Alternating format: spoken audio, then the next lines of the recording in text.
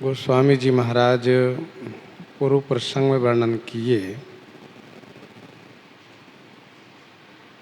रावण ने यह कहा कि मेरा भाई कुंभकर्ण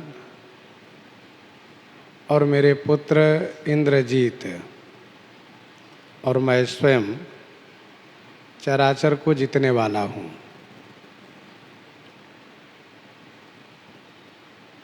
अरे 60 वानर, तुम्हारे स्वामी ने सागर पर पुल बांध लिया तो इसमें कोई वीरता वाली काम नहीं है। उनकी कोई वीरता नहीं है इसमें। बहुत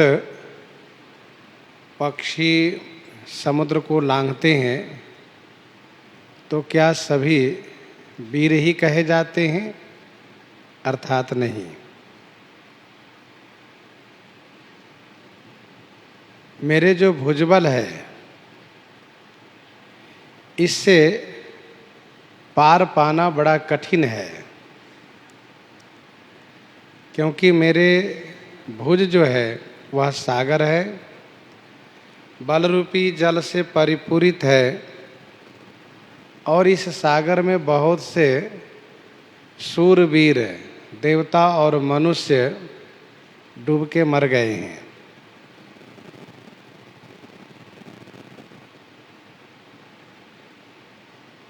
मेरे भुज रूपी सागर अगाध है और अपार है। आज तक कोई वीर इस सागर को पार नहीं पाया, तो फिर तुम्हारे स्वामी तपस्वी कैसे पार पाएंगे? मैंने दिक्पालों से पानी भरवाया है, तुम मेरे सामने में एक राजा के जस को बखान करते हो। यदि किसी वीर के जस को बखान करते तब भी ठीक लगता। जो वीर नहीं है उनको तुम वीर बना करके और मेरे सामने उनकी महिमा को बखान करते हो। जौ पै समर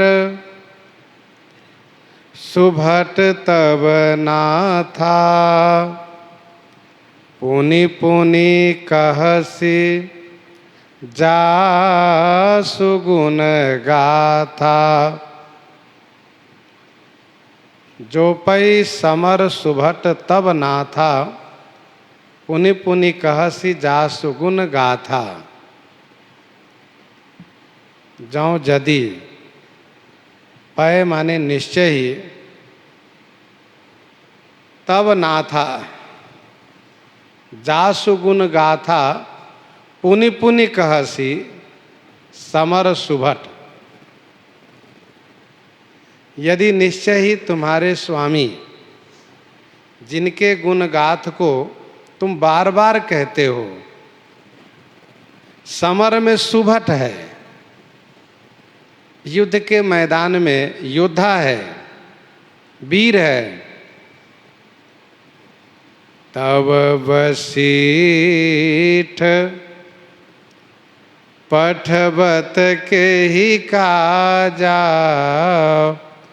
रिपुसन प्रीति करत नहीं लाजा। मैं तुमसे पूछता हूँ कि तब वशिष्ठ पठवत के ही काजा, तब तुम्हारे स्वामी वशिष्ठ माने दूत, के ही काजा माने किस काम से, किस प्रयोजन से, पठवत माने भेजते हैं। रिपुसन प्रीति करत नहीं लाजा, रिपुसन माने शत्रु से प्रीति करने में उनको लज्जा नहीं आती।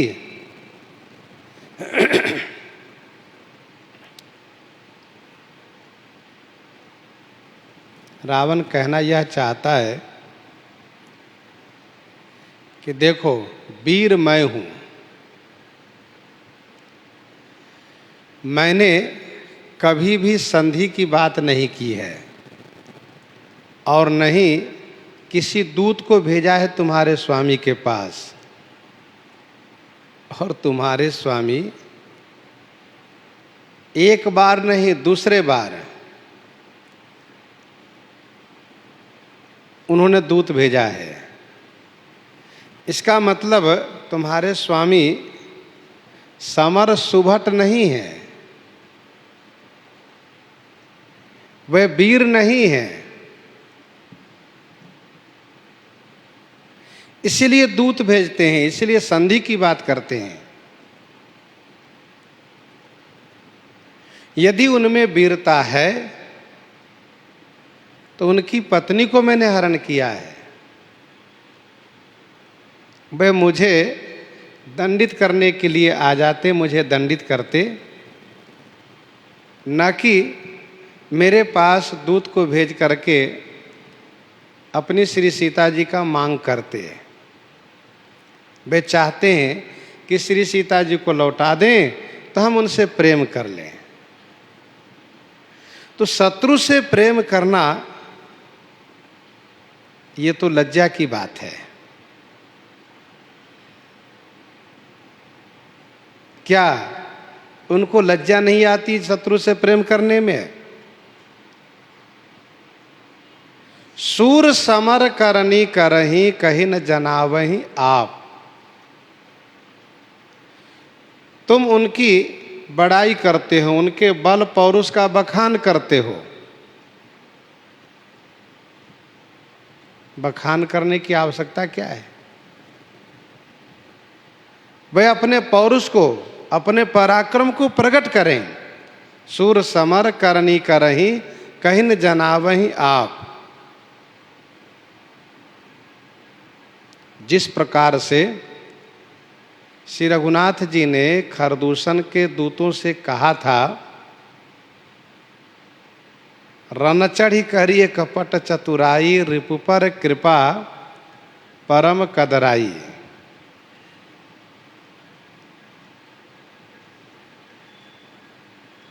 यह प्रभु ने तब कहा जब खरदूषण ने दूत को भेज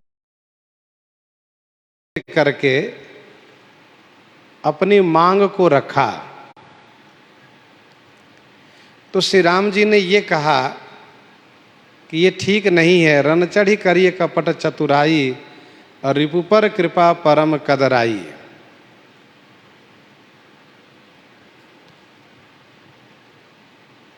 प्रभु ने यह भी कहा कि शत्रु बलवान हो तब भी हम घबराते नहीं हैं।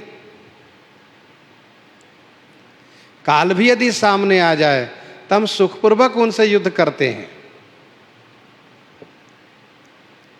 हाँ, यदि तुम्हारे स्वामी में बल न हो तो तुम कह देना कि वे घर वापस हो जाए। समर से विमुख होने पर हम उसे मारते नहीं हैं, लेकिन इस तरह की मांग रखना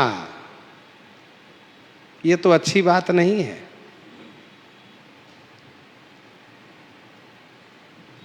जिस प्रकार से श्री राम जी ने वहां पर कहा रिपु पर कृपा परम कदराई, वैसे रावण ने आज कहा कि तौ बसीठ पटवत के ही काजा रिपुसन प्रीति करत नहीं लाजा। रिपुसन प्रीति करत नहीं लाजा।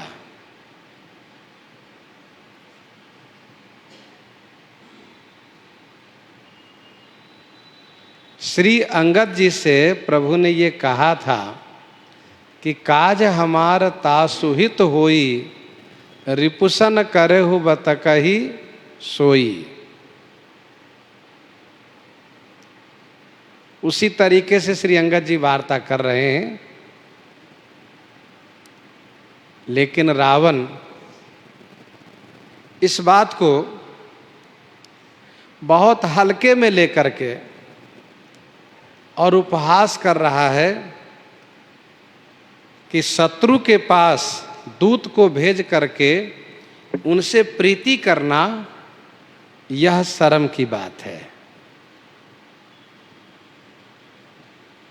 शत्रु से संधि नहीं, शत्रु से युद्ध होना चाहिए, मुकाबला करना चाहिए। तो श्री राम जी जो दूत भेजे हैं, क्या ये उचित नहीं था? ये प्रश्न उठता है। तो इसका उत्तर यह है कि राजनीति की दृष्टि से यह बहुत ही अच्छा है, बहुत उचित हुआ। वस्तुतः श्री रघुनाथ जी अपनी उदारता को प्रकट करते हुए शरण में आने के लिए रावण जैसे अपराधी का मार्ग भी खोल कर रखे हैं। यह उनकी उदारता है।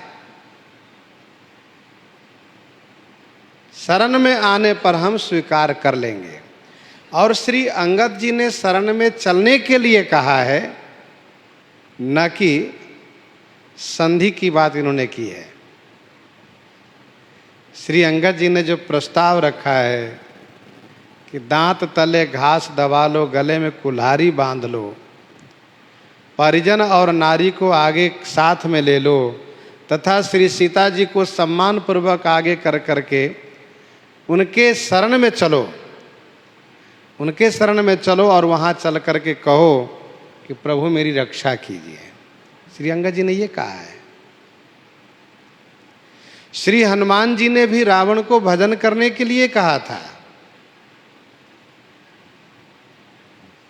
प्रणत पाल रघुवंश मन, प्रणत पाल रघुनायक करुणा सिंधु करारी, गए शरण प्रभु राखिए तब अपराध विसारी। गए शरण प्रभु राखिए, श्री हनुमान जी ने शरण की बात की और श्री अंगद जी ने भी शरण की बात की। यहां संधि की बात कहाँ है? लेकिन रावण इसको उपहास में उड़ा दिया।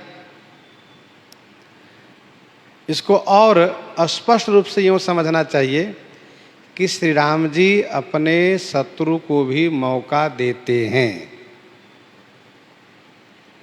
रही बात मारने की, तो श्री राम जी समर्थ हैं, सक्षम हैं। जब जिस क्षण चाहेंगे उसी क्षण मार सकते हैं।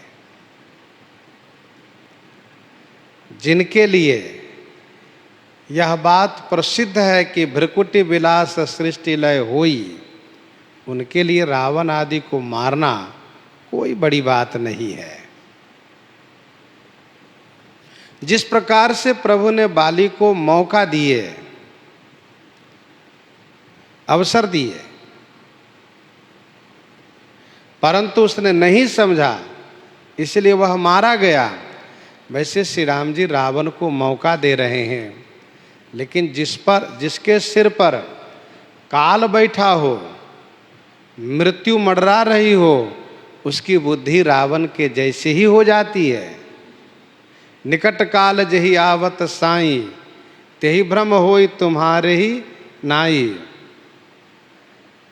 श्री राम जी अपनी उदारता को प्रकट करते हुए शरण में आने के लिए मौका दे रहे हैं, तो रावण उसको उपहास कर रहा है कि शत्रु से प्रीति करने में उनको शर्म नहीं लग रहा है, उनको लज्जा नहीं आ रही है। रावण फिर कहता है, हर गिरि मथन निरखे मम बाहु, पुनि सठ कपि निज प्रभु ही सराहु। हर गिरि मथन निरखे मम बाहु, हरगिरि मथन निरखी मम बाहु। हरगिरि माने कैलाश, हर माने शिव जी के, गिरी माने पर्वत। शिव जी के पर्वत कौन है? कैलाश। कैलाश को मंथन करने वाला ये मम बाहु है, इसको निरखी माने देखो। 60 वानर पहले हर गिरी मंथन करने वाला जो मेरी बाहु भुजा है उसकी ओर देखो, और फिर अपने प्रभु की सराहना करना। अर्थात जब तुम मेरी भुजा को देखोगे तो तब तुम अपने स्वामी को प्रशंसा करना भूल जाओगे। हरगिरि मथन निरखी मम बाहु, ये पर्वत है, कैलाश पर्वत है। ये कोई दूध दही पानी नहीं है कोई मंथन करेगा। फिर पर्वत का मान है कि अचल बना रहे। पर्वत का मान है, उसका सम्मान इसी में है कि वह अचल बना रहे। यदि उसकी अचलता को कोई चलायमान में परिवर्तित कर दे तो यही है मंथन करना। रावण कहना ये चाहता है कि मैंने पर्वत को उठा लिया, अर्थात उसके मान को मंथन कर दिया, उसके गर्व को, उसके मान को रहने नहीं दिया। 60 वानर मैंने इन्हीं भुजाओं से कैलाश के गर्व को मंथन किया है। मेरी भुजा की ओर देखो। रावण चाहता है कि मेरी भुजा को देखे, और कहा कि फिर अपने प्रभु की प्रशंसा करना। शूर कवन रावण सरिस, स्वकर काटी जेहि शीस, हुने अनल अति हरस बहु, बार साखी गौरीस, बार साखी गौरीस। सूर कवन रावण सरिस, स्वकर काटि जेहि शीस। रावण सरिस, सूर कवन। मुझ रावण के समान सूर माने वीर कौन हो सकता है?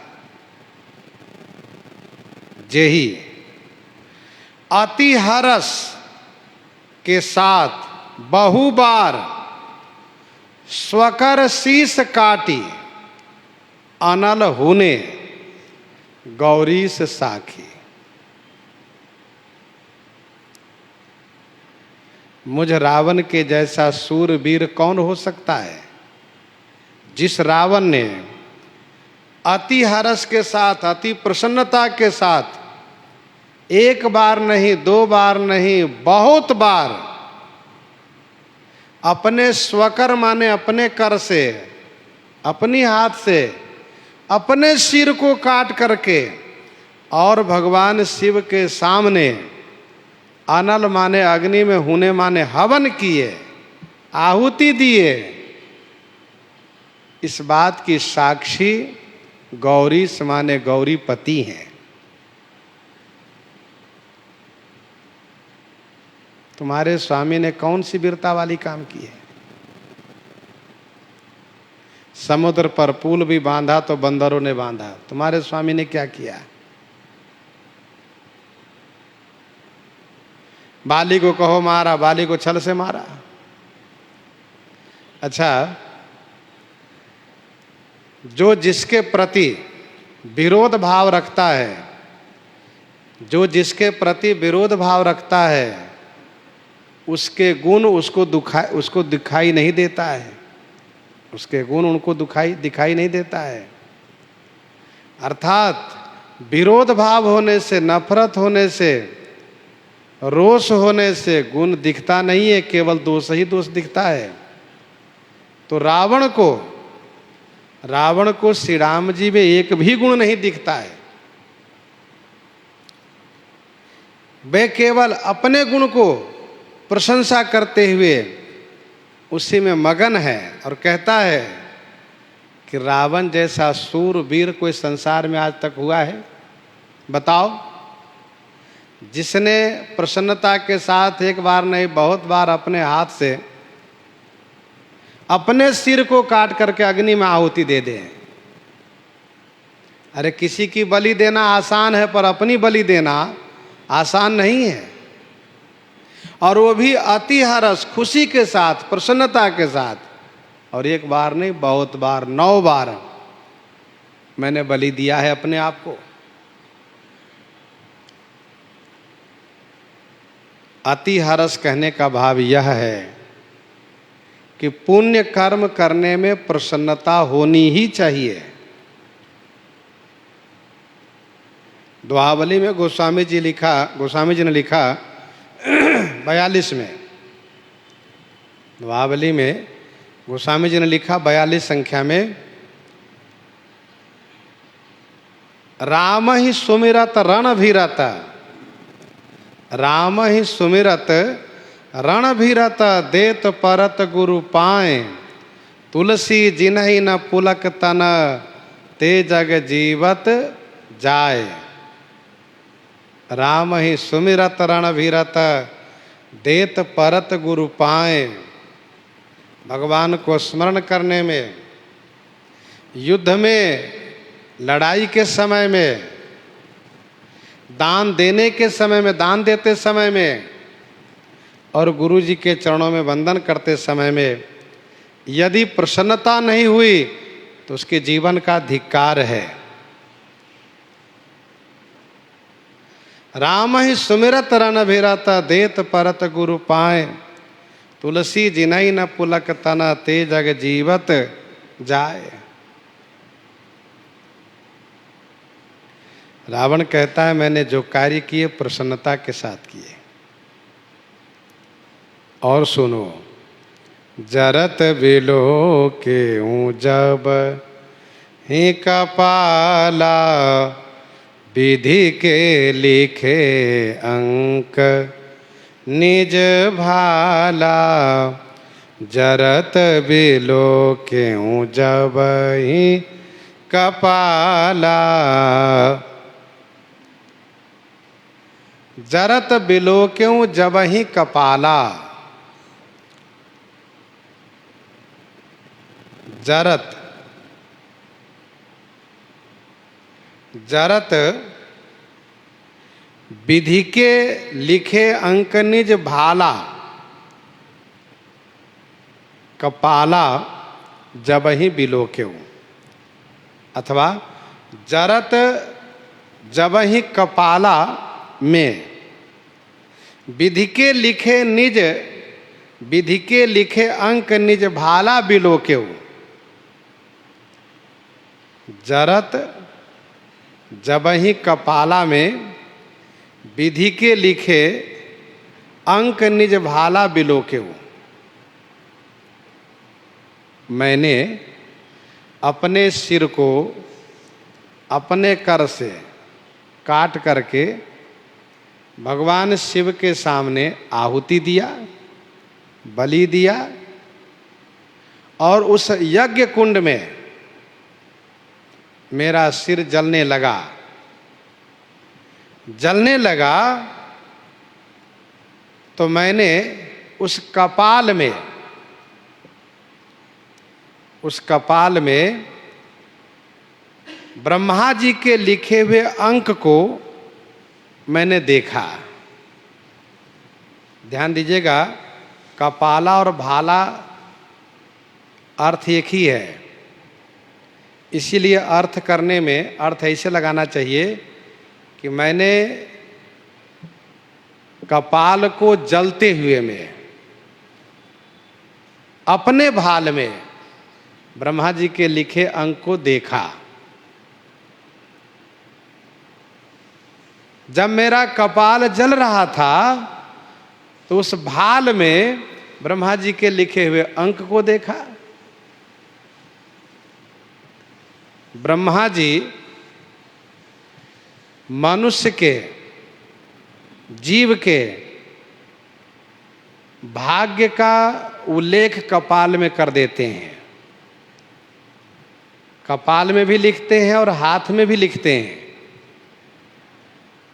हाथ की रेखा को ज्योतिषी लोग समझ जाते हैं, जिन्हें सामुद्रिक शास्त्र का ज्ञान है, हस्तरेखा विशेषज्ञ हैं, वे इस बात को समझते हैं कि इस रेखा का क्या मतलब है। लेकिन कपाल में लिखा हुआ भीतर है, इसलिए उसको हर कोई नहीं देख सकता। एक बात और भी स्मरण में रखना चाहिए कि हस्तरेखा बनती रहती है, मिटती रहती है, बदलती रहती है। और इसका मतलब यह है कि हमारे जीवन में जिस प्रकार से दुख और सुख का योग बनता है, जो पूर्व से निर्धारित है, उसी को हस्तरेखा के माध्यम से ब्रह्मा जी प्रकट और गुप्त करते रहते हैं, प्रकट और गुप्त करते रहते हैं। तो भाल के रेख को कोई पढ़ नहीं सकता है। कहा मुनीस हिमवंत सुनो जो विधि लिखा लीलार। कहा मुनीस हिमवंत सुनो जो विधि लिखा लीलार। लीलार माने भाल में, कपाल में। विधि के लिखे अंक निज भाला। चाणक्य ने लिखा नीति दर्पण में, चाणक्य ने लिखा आयु कर्म च वित्तं च, आयु कर्म च वित्तं च विद्या निधनमेव च। आयु कर्म च वित्तं च विद्या निधनमेव च पंचैतानि सृज्यन्ते गर्भस्थस्यैव देहिनः। ये 5 बातें ब्रह्मा जी भाल में लिख देते हैं। आयु, कितनी आयु रहेगी। कर्म, कितने कर्म का भोग इनको करना है जीवन पर्यंत में, क्या कर्म भोग होगा।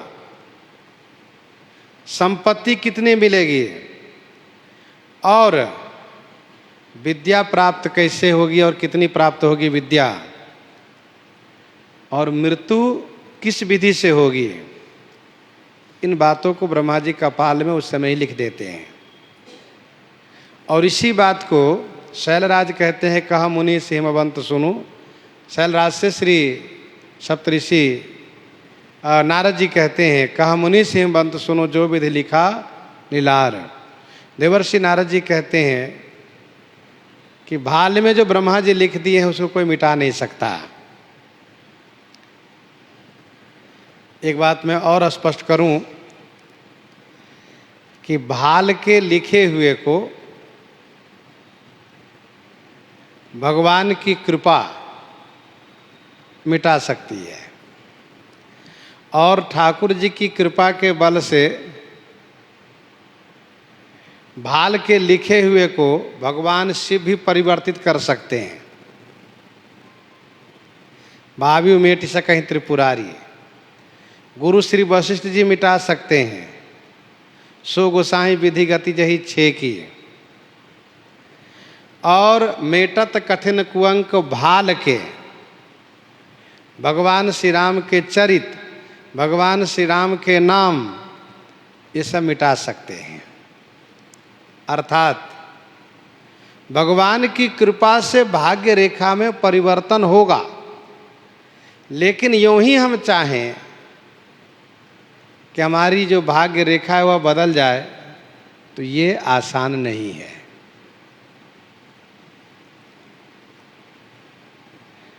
रावण कहता है कि मैंने अपने कपाल को जलते हुए देखा, तो उस भाल में ब्रह्मा जी के लिखे हुए अंक को पढ़ा। इसका मतलब यह है कि रावण उस शास्त्र का विद्वान है, और रावण की ये प्रकृति रही है कि वह जिस विषय को जानने के लिए मन बना लेता था, तो उसको अवश्य जान लेता था, प्राप्त कर लेता था। उसके जीवन की विडंबना यही रही है कि वह परमात्मा को, भगवान को जानने का प्रयास नहीं किया और न ही उनकी भक्ति करने का प्रयास किया। इसका मतलब ये नहीं कि जो परमात्मा की सत्ता है उसको उसने स्वीकारा भी नहीं, इसका मतलब ये नहीं है। जब खरदूषण मारा जाता है तब वह परमात्मा की सत्ता को स्वीकार करता है और वह इस बात को लेकर के मानता है कि खरदूषण जैसे बलवान को भगवान के सिवा कोई नहीं मार सकता, तो क्या भगवान का अवतरण हो गया है? और यदि हो गया है तो फिर यही निश्चय करता है कि मैं फिर भी उनसे विरोध ही करूंगा, उनकी भक्ति नहीं कर सकता, उनके शरण में मैं नहीं जा सकता। ये रावण का व्यक्तिगत सोच है। और रावण है मोह का प्रतीक। आध्यात्मिक दृष्टि से यदि विचार करें तो मोह का यही कार्य है। मोह कभी भजन करने के पक्ष में नहीं रहता, कभी भक्ति करना नहीं चाहता है। रावण कहता है विधि के लिखे अंक निज भाला, मैंने पढ़ा उसमें लिखा था कि मनुष्य के हाथ से मृत्यु होगी। नर के कर पन बध बाँची, हंसऊँ जानी विधि गिरा साची। नर के कर पन बध बाँची, नर के कर आपन बध बाँची, हंसऊ जान विधि गिरा असाची। नर के कर, नर के कर माने मनुष्य के हाथ से मेरा वध होगा, यह जब मैंने पढ़ा तो विधि गिरा असाची जानी हंसेऊं। ब्रह्मा जी की वाणी को असाची माने असत्य जान करके, झूठी जान करके जोर से मैं हंसा। नर के कर आपन बध बाँची,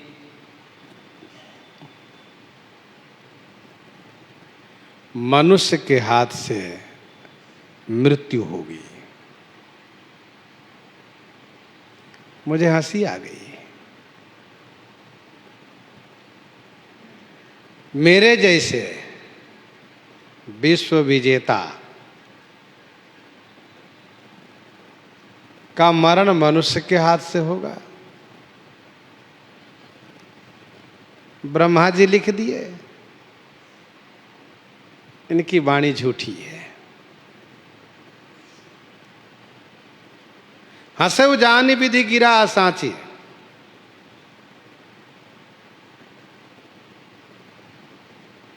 रावण ब्रह्मा जी की और बात को सत्य मानता है और इस बात को झूठा मानता है। वाणी सत्य है तो वह वाणी भी सत्य है, इस तरह से विचार करना चाहिए।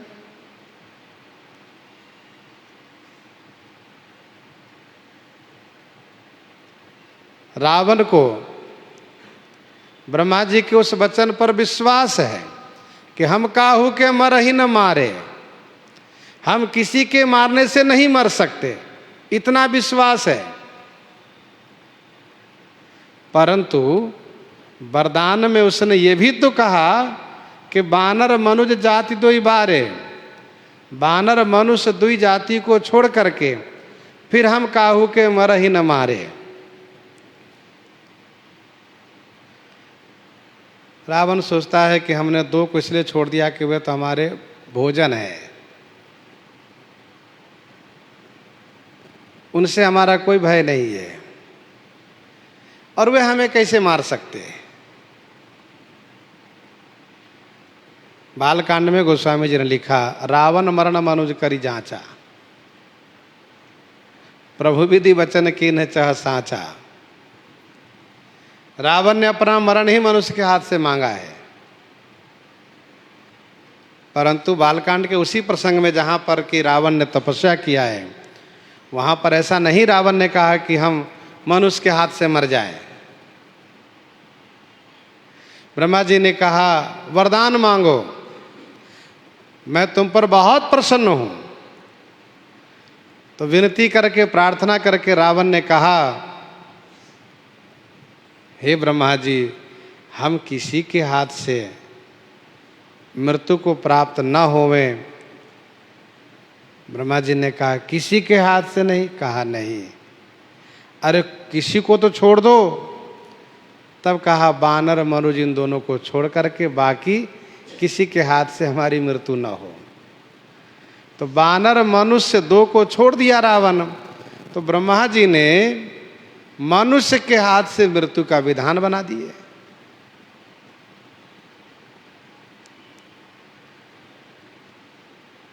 बानर से इनके और सहयोगी लोग मारे जाएंगे, मनुष्य से ये मरेंगे। यहां पर रावण ने कहा कि नरके कर आपन बध बाँची, हसेव जान विधि गिरा असाची। ब्रह्मा जी की वाणी असाची है, असत्य है। सोमन समुझी त्रास नहीं मोरे, लिखा बिरंची जरठ मति भोरे। सोमन समुझी त्रास नहीं मोरे। सौमन समुझी, सो माने वह कि मेरी मृत्यु मनुष्य के हाथ से होगी।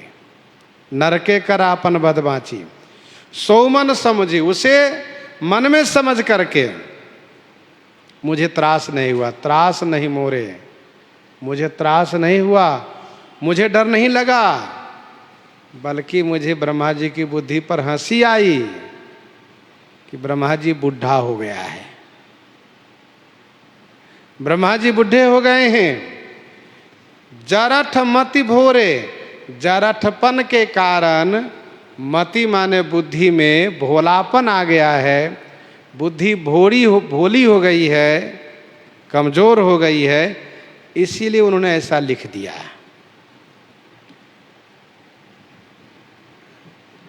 यही है मोह की विशेषता। अपने आगे वह किसी को कुछ नहीं मानता। रावण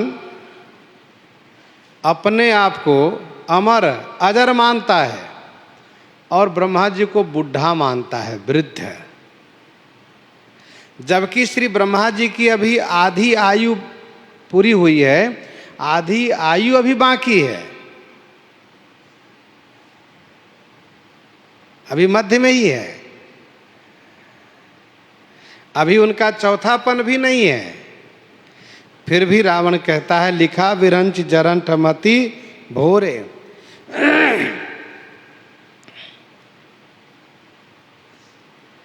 भोरे माने भोलापन। बुढ़ापे में बुद्धि भोलापन को प्राप्त कर जाती है, भोली हो जाती है। अर्थात बुढ़ापे में स्मरण शक्ति कमजोर हो जाती है। बिसरी गयो मोहि भोर सुभाऊ। मुझे डर इसलिए नहीं लगा क्योंकि मनुष्य मेरे अधीन में है और मृत्यु मेरी दासी है। मनुष्य मेरे अधीनस्थ है, मृत्यु मेरी दासी है। सूर्य भी मैं जितना चाहता हूं उतना ही तपते हैं। इंद्रादि लोकपाल दिग्पाल सब मेरे सामने हाथ जोड़ करके खड़े रहते हैं। फिर ब्रह्मा जी ने लिख दिया तो क्या हुआ? क्या उनके लिख देने से कोई मनुष्य मुझे मार देगा? नहीं, मुझे नहीं मार सकता। लिखा विरंच जरठ मति भोरे। रावण श्री अंगद जी से कहता है कि मैंने तभी समाधान कर लिया कि ब्रह्मा जी बुढ़ापे के कारण, मति भोरी होने के कारण उन्होंने मुझ जैसे रावण की मृत्यु को मनुष्य के हाथ से लिख दिया। वैसे ब्रह्मा जी सबके भाग्य रेखा को लिखते हैं। और आज तक उनका लेख असत्य नहीं हुआ है। उन्होंने जो लिख दिया, जिसके भाग्य में जो लिख दिया वही उसको प्राप्त हुआ। और रावण को भी यही हुआ, फिर भी रावण उपहास कर रहा है। आन बीरबल सठ मम आगे, पुनि पुनि कहसि लाजपति त्यागे। आन बीरबल सठ मम आगे, पुनि पुनि कहसि लाजपति त्यागे।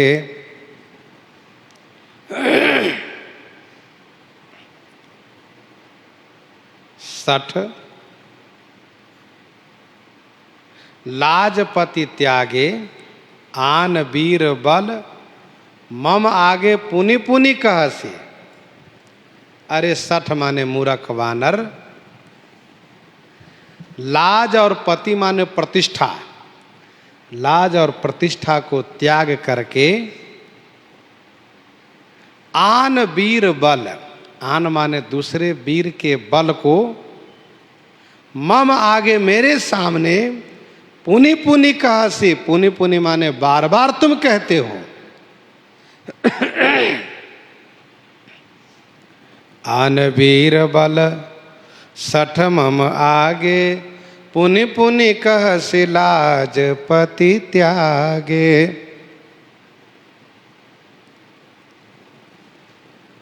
रावण शत्रु की प्रशंसा नहीं सुन सकता। यदि कोई सुनाता हो तो उस पर वह नाराज होता है। रिपुत करस कहत सठ दोऊ, दूरी न करहु यहाँ है को।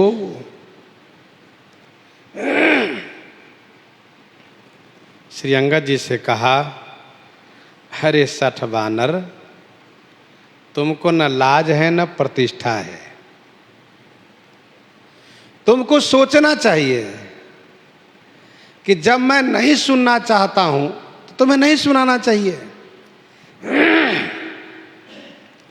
जब किसी व्यक्ति से आप कोई बात कह रहे हो और वह नहीं सुनना चाह रहा है तो उसको नहीं सुनाना चाहिए। इसी में अपनी प्रतिष्ठा है, अपनी लाज है। अब सुनने वाला सुनना नहीं चाहता, उसको बार बार सुनाए जाओ, तो ये निर्लज्जता और अप्रतिष्ठा वाली बात आ जाती है। पुनि पुनि कहसि लाजपति त्यागे। श्री अंगद जी ने कहा, कह अंगद सलज जग माही, रावण तो ही समान को नाही।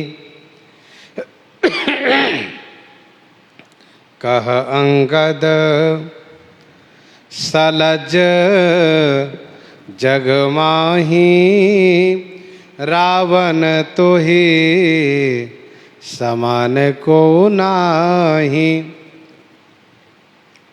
कहा अंगद, श्री अंगद जी ने कहा, रावण जग माही तो ही समान सलज को नाही। अरे ओ रावण, जगत में तुम्हारे समान सलज माने लज्जावान कोई नहीं है। तुम बड़े लज्जावान हो। कहा अंगद सलज जगमाही, रावण तो ही समान को नाही। व्यंगात्मक है। तुम खुद निर्लज्ज हो और दूसरों को लज्जा की पाठ पढ़ाते हो। लाजवंत तब सहज स्वभाव, निज मुख निज गुण, कहसि न काऊ। लाजवंत तब सहज स्वभाव, निज मुख निज गुण, कहसि न काऊ। लाजवंत तब सहज स्वभाव, निज मुख निज गुण, कहसि न काऊ।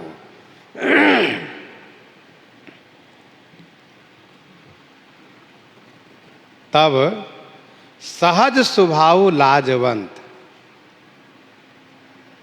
तब माने तुम्हारा सहज स्वभाव है लाजवंत होना। इसीलिए निज मुख निज गुण कहसि न काऊ। तुम निज मुख माने अपने मुख से अपने गुण को कभी नहीं कहते हो। बड़े लज्जावंत हो तुम, बड़े लजीले हो, अर्थात बहुत लाजवंत हो तुम, बहुत शर्मिले हो। अपने मुख से अपने गुण को तो कभी एक बार भी नहीं कहते हो, अर्थात तुम बिल्कुल निर्लज्ज हो।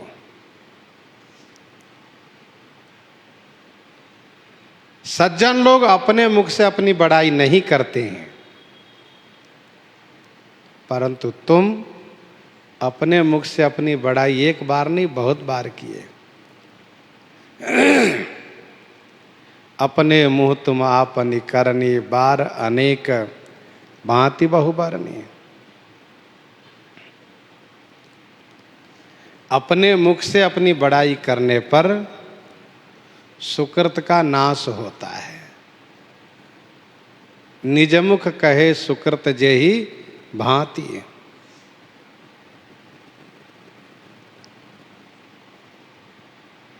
सिर अरुसयल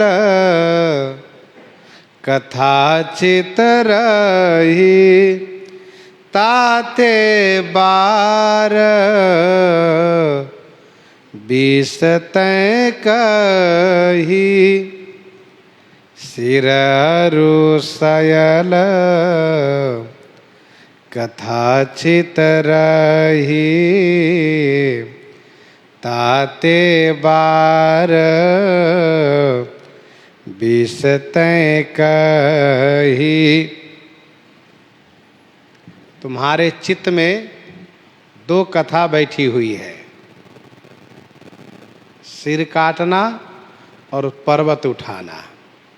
सिर अरुसयल कथा चित रही, ये दो कथा तुम्हारे चित्त में बैठी हुई है। ताते बार बीस, ताते माने इसी से 20 बार तुमने वही कथा सुनाई। अभी तक मैंने तीसरी कोई बातें सुनी ही नहीं। बार बार तुम यही कहते हो कि मैंने अपने सिर को अपने हाथ से काट करके शिव जी को अर्पित किया, कैलाश पर्वत को उठा लिया, हर गिरि मथन निरखुमं बाऊ, सूर कवन रावण सरिस, स्वकर काटि जेहि शीस।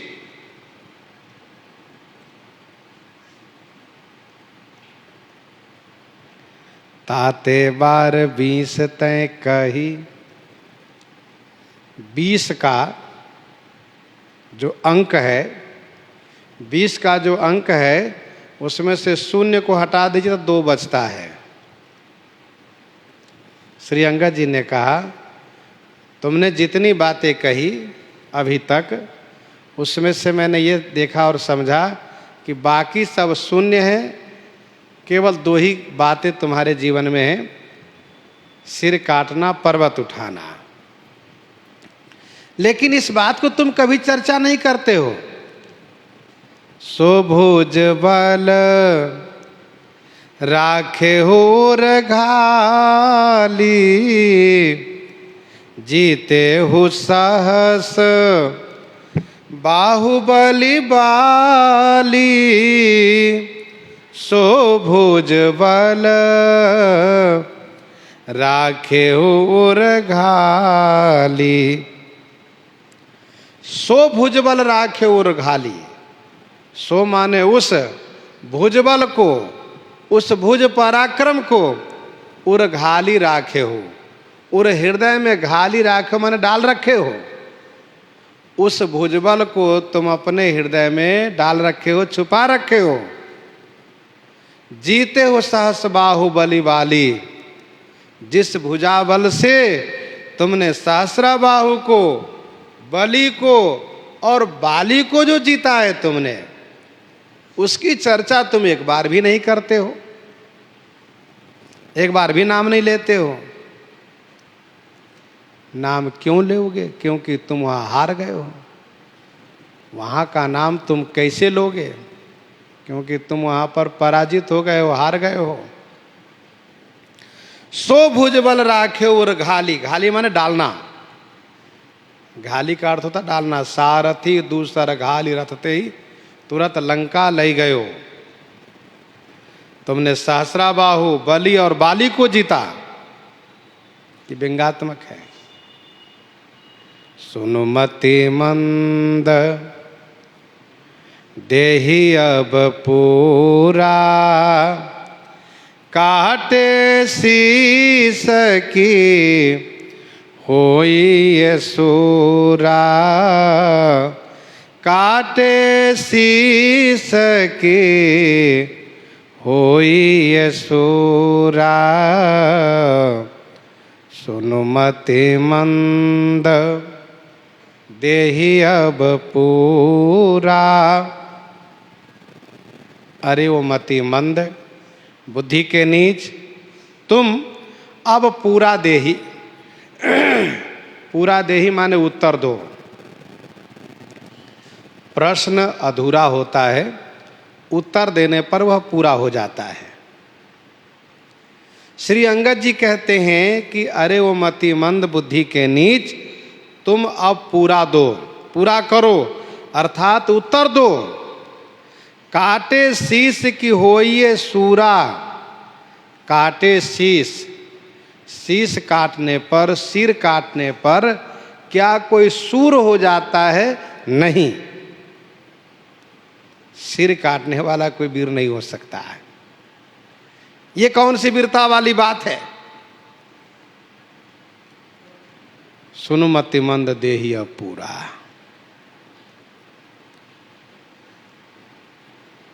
तो पूरा माने उत्तर देना।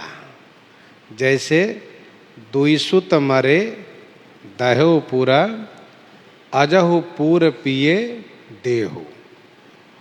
पूर देहु माने उत्तर दीजिए, उसको पूरा कीजिए।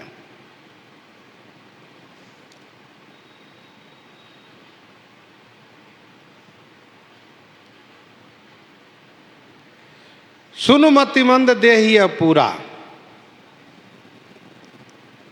रावण ने कहा है कि नाघई खग अनेक बारीसा। सुरन हो ही ते सुनु सब कीसा। अंगद जी कहते हैं कि जिस प्रकार से तुम कह रहे हो कि समुद्र लांघने वाले पक्षी वीर नहीं हो सकते, वैसे ही मैं कहता हूं कि सिर काटने वाला कोई सूर नहीं हो सकता है। काटे शीस की होइए सूरा।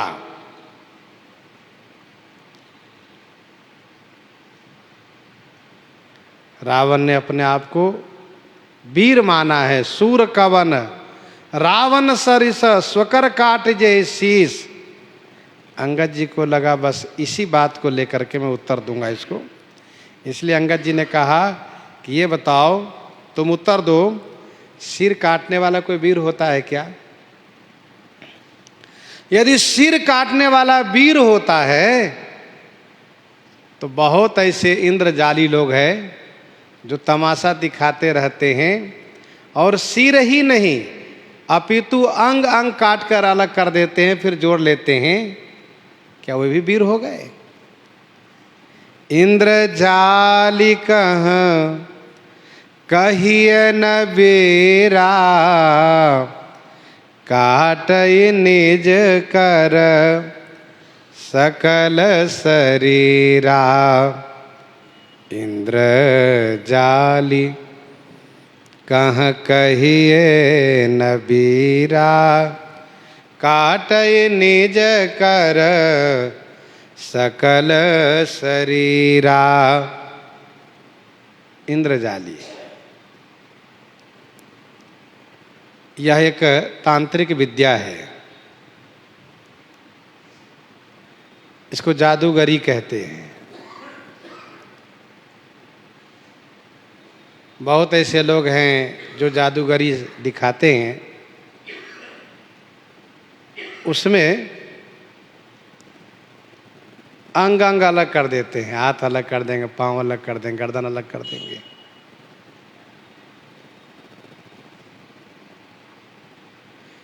यदि अपने हाथ से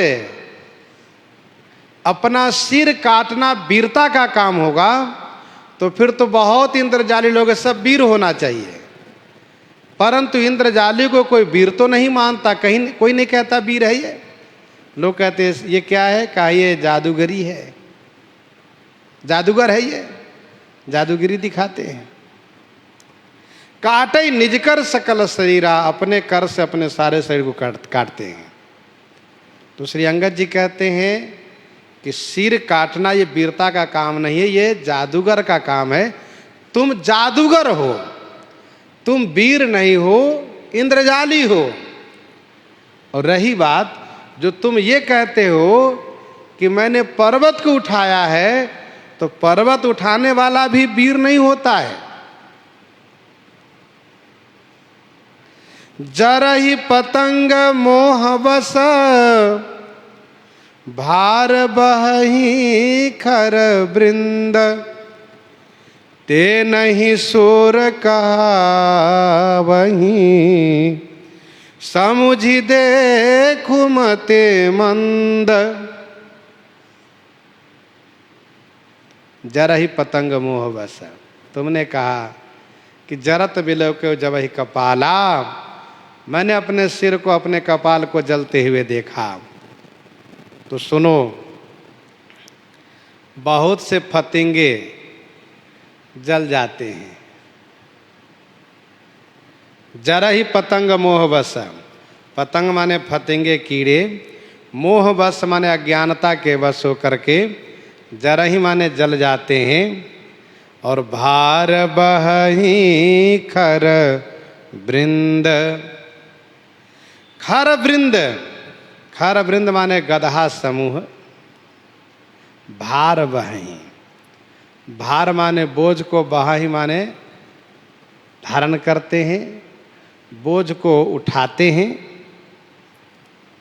अच्छा ये बताओ कि इंद्रजाली, पतंग और गदहा ये सब वीर कहलाते हैं क्या?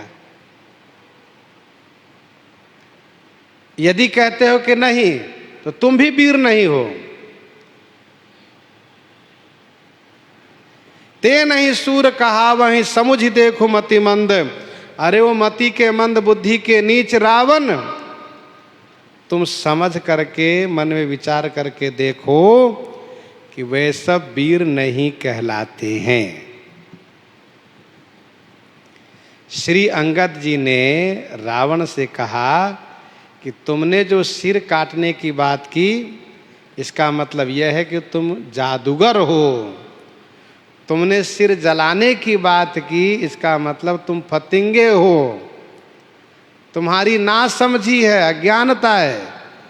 ये कोई समझदारी वाली बात थोड़ा नहीं कि अपना सिर अपना हाथ काट के जला दो। ये तो फतिंगे का काम है। और रही बात जो तुमने ये कहा कि मैंने कैलाश को उठाया, हरगिरि मथर निरखी मम बाहु, तो गदहा भी तो बोझा उठाता है, दिन रात गदहा बोझा ढोता रहता है, तो क्या वो भी वीर हो गया? तुम गदहा हो, ईंटा पत्थर मट्टी ढोने वाला गदहा हो तुम। ते नहीं सूर कहावहि समुझि देखु मति मंद, अब जनिबत बढ़ाव खल करहि,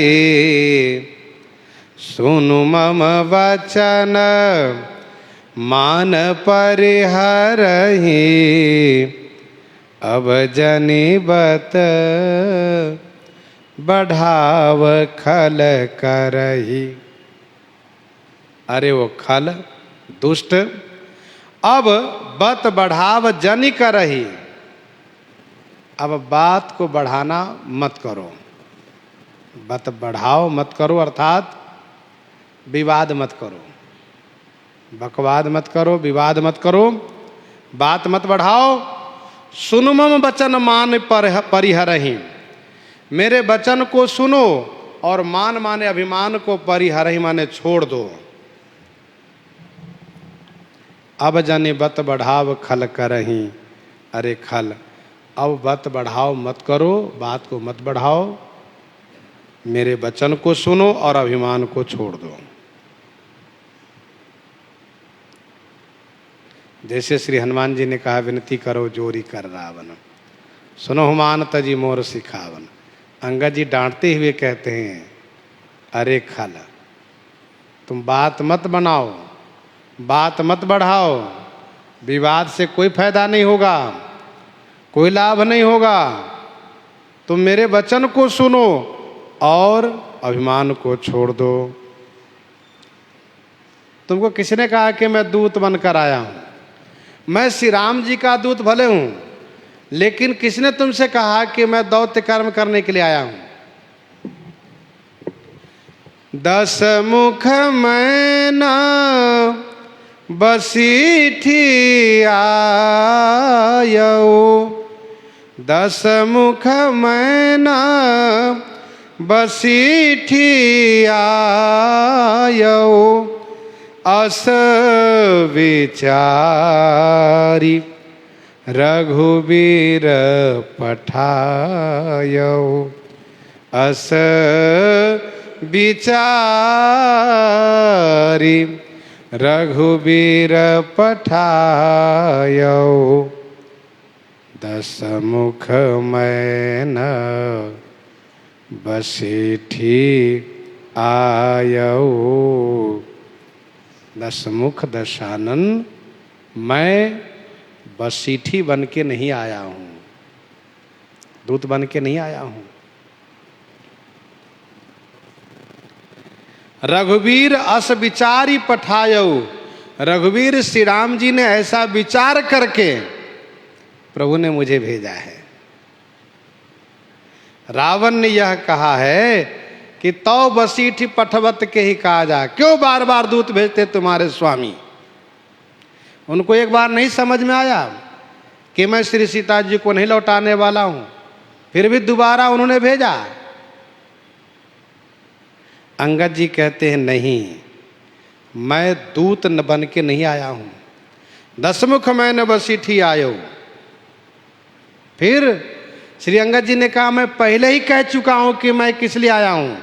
अरे मम जन कही तो ही रही मिताई, मम जन कही तो ही रही मिताई, तब हित कारण आया हूं भाई। मम जन कही तो ही रही मिताई, तब हित कारण आया हूं भाई। मैं पिताजी के संबंध से तुम्हारे हित के लिए आया हूं, दूत बन के नहीं आया हूं। और श्री राम जी ने जो मुझे भेजा है, यह इसलिए उन्होंने भेजा है, इस बात को समझो। अस विचारी रघुवीर पठायो, वे रघुवीर हैं, रघुवीर जिनमें वीरता है, दया वीरता है, उन्होंने दया वीरता को अनुपालन करते हुए उन्होंने भेजा है। अस विचारी रघुवीर पठायो,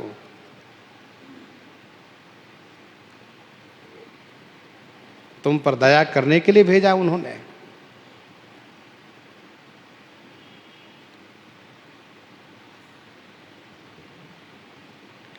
बार बार यस कहि कृपाला,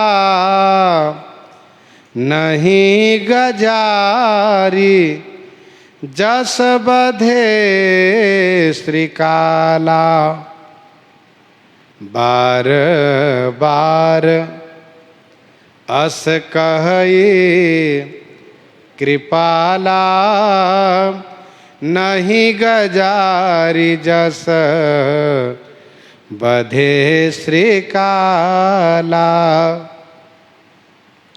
बार बार अस कहे कृपाला, कृपालु बार बार अस कहे, बार बार ऐसा कहते हैं।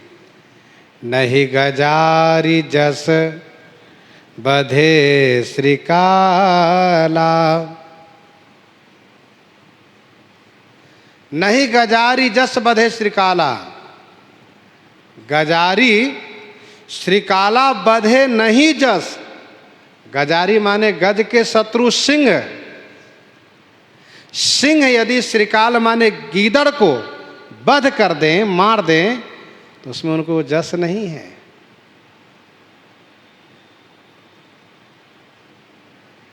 वे कृपालु हैं, तुम पर तरस खा करके, तुम पर दया करके तुम्हारा हित चाहते हैं।